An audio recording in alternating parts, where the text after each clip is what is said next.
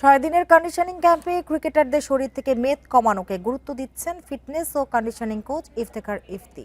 Pacer ও test ক্রিকেটাররা বেশি উপকৃত হবে বলে জানান তিনি। আর সাকিব প্রসঙ্গে তিনি বলেছেন, তিনি যখন ফিরবেন ফিট হয়েই ফিরবেন। নাজমুল শান্তর এই মাস্কটা আলোচিত হয়েছে অনেক। কি এমন বিশেষ কিছু আছে যে এটা মুখে দিয়ে অনবরত হেঁটে চলেছেন টেস্ট অধিনায়ক? অনুশীলনের সময় ব্যবহারের উপকারিতাই বা কি? শান্ত পেতে শুরু করেছেন ফল। 200-র বেশি সার্ভিস ও ফিচারে লেনদেনের সব বিকাশ অ্যাপে সম্ভব।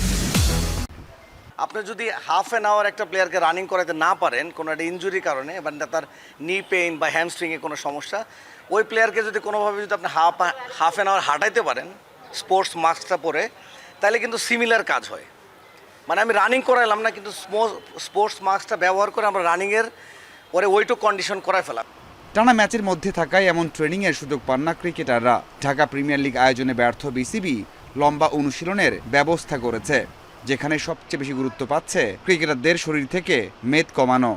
যে একটা প্লেয়ারদেরকে ফিটনেস একটা লেভেল পর্যন্ত নিয়ে আসতে কিছু কিছু ক্রাইটেরিয়া আমরা ফুলফিল করার চেষ্টা করেছি। যেমন আমরা চেয়েছি যে ফ্যাট পার্সেন্টেজ যেন একটা প্লেয়ারের 20%-এর নিচে থাকে। তো আমাদের কিছু কিছু প্লেয়ারের ফ্যাট পার্সেন্টেজ এরকম 30% হয়ে গিয়েছিল।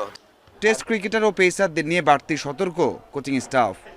একটা ফাস্ট বোলারকে আপনি কন্টিনিউ খেলাতে সে একসময় ইনজুরিতে পড়বে। আর ইনজুরি পরে 5 মাস বাইরে থাকার থেকে আমার মনে হয় এইটা ভালো যে সে যখন ইনজুরিতে পড়বে তার ঠিক আগ মুহূর্তে তাকে আইনে রিহ্যাবে আবার রেডি করে নিয়ে আমরা টিমের জন্য দেব।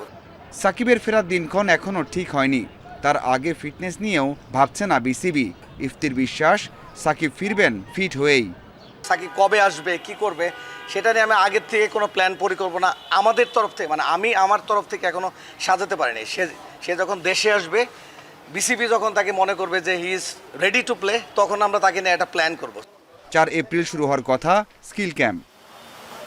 Mazharul Islam, independent news.